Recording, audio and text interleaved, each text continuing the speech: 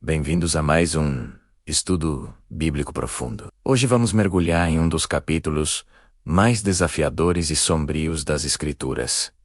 2 Samuel. Capítulo 13 é uma história real, retirada do coração da família do rei Davi, que nos ensina lições poderosas e atemporais sobre justiça, liderança e as graves consequências de nossas escolhas. Este é um tema maduro, e por isso vamos abordá-lo com o máximo de respeito e profundidade que ele exige. Antes de começarmos, é importante saber que este capítulo trata de temas difíceis, como abuso, injustiça e vingança. Nosso objetivo aqui é educacional e espiritual, focando nas lições que Deus quer nos ensinar através desta narrativa tão intensa. Para entender o que acontece, precisamos voltar no tempo. Estamos no Palácio Real de Jerusalém, provavelmente alguns anos após o pecado de Davi com Batseba. O profeta Natã já havia avisado a Davi que a espada nunca se afastaria de sua casa.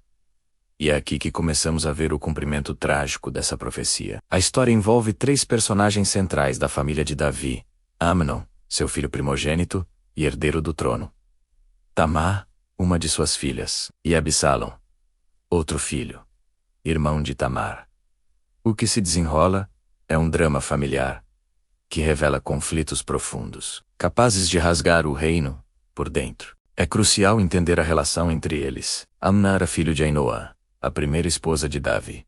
Já Absalão e Tamar eram filhos de Maaca, outra esposa de Davi, que era filha de um rei estrangeiro. Isso significa que Amnon e Tamar eram meio-irmãos, com o mesmo pai, mas mães diferentes. Por outro lado, Absalão e Tamar eram irmãos de sangue, filhos do mesmo pai e da mesma mãe. Essa dinâmica familiar é fundamental para compreender as lealdades e as tensões que se seguem. O problema começa quando a Bíblia nos diz que Amnon desenvolveu uma obsessão doentia pela beleza de sua meia-irmã, Tamar. A palavra hebraica usada no texto original indica algo muito mais intenso do que uma simples atração. Era uma paixão que o consumia. O versículo 2 é explícito ao dizer que Amnon afligia-se até adoecer por causa de Tamar. Isso nos serve de alerta. Desejos não controlados e pensamentos obsessivos podem, literalmente, nos adoecer e nos levar a tomar decisões completamente destrutivas. Infelizmente, em vez de buscar ajuda ou lutar contra esse sentimento, Amnon se abriu com a pessoa errada. Ele tinha um primo chamado Jonadab, descrito no texto como um homem muito astuto. A astúcia de Jonadab, no entanto, não foi usada para o bem. Percebendo a obsessão de Amnon, ele sugeriu um plano terrível e enganoso para que Amnon pudesse ficar sozinho com Tamar. Este é um lembrete clássico de como mais companhias e conselhos perversos podem acelerar nossa queda, transformando um pensamento ruim em uma ação desastrosa. Seguindo o conselho, Amnon fingiu estar doente. Ele manipulou seu próprio pai, o rei Davi, pedindo que Tamar viesse pessoalmente preparar uma refeição para ele em seus aposentos. Davi, sem suspeitar de nada, e provavelmente querendo cuidar de seu filho doente, atendeu ao pedido. Ele ordenou que Tamar fosse ao quarto de Amnon. O engano estava em movimento, e a armadilha cuidadosamente planejada estava prestes a se fechar. O que acontece a seguir é um dos momentos mais trágicos da Bíblia. As Escrituras registram, com uma honestidade brutal, que Amnon cometeu um ato terrível contra Tamar.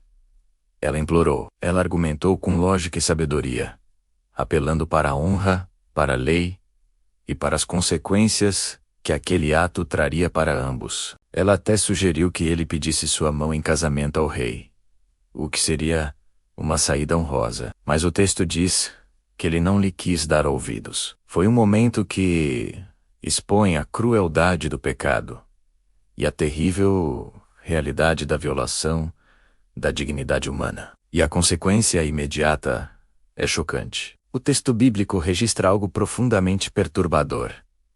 Logo após cometer o pecado, o amor doentio de Amnon se transformou em um ódio intenso. Ele a odiou, com um ódio maior do que o amor que antes lhe tivera, e a expulsou de seu quarto de forma humilhante. Isso revela a natureza vazia e destrutiva do pecado. Ele promete satisfação, mas entrega apenas amargura, culpa e mais escuridão, destruindo não só a vítima, mas também o agressor. Tamar, devastada, não se calou. Ela rasgou suas vestes de princesa e colocou cinzas sobre a cabeça, que eram sinais culturais claros de luto, vergonha e profunda injustiça. Seu gesto público foi um grito de socorro, uma denúncia corajosa do que havia sofrido. Mas sua dor era imensurável, e ela foi viver desolada na casa de seu irmão, Absalão. Quando Absalão soube o que aconteceu, ele reconheceu a injustiça, mas sua resposta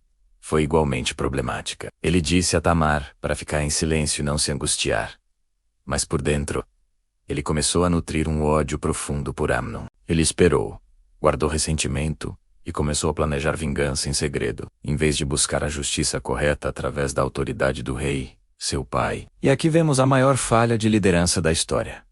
A omissão de Davi. O versículo 21 diz que, ao saber de tudo, o rei Davi ficou furioso. Mas ele não fez nada. Como pai, ele falhou em proteger sua filha. Como juiz de Israel, ele falhou em aplicar a justiça. Como rei, ele falhou em corrigir o príncipe herdeiro. Essa passividade, essa omissão de Davi, abriu um vácuo que seria preenchido pela vingança, e as consequências seriam terríveis para toda a sua casa. Absalão esperou pacientemente por 2 longos anos. O tempo não curou sua raiva, apenas a solidificou. Ele planejou sua vingança com uma frieza calculista, esperando o momento perfeito. E esse momento chegou durante uma festa de tosquia de ovelhas, para a qual ele convidou todos os filhos do rei, inclusive Amnon. Durante a festa, quando o coração de Amnon estava alegre com o vinho, Absalão deu a ordem, e seus servos mataram o príncipe herdeiro. A vingança pessoal foi consumada, mas ela não trouxe cura nem justiça. Apenas iniciou um novo ciclo de violência, dor e derramamento de sangue, que levaria à fuga de Absalão, e mais tarde, a uma guerra civil que quase destruiu o reino de Davi.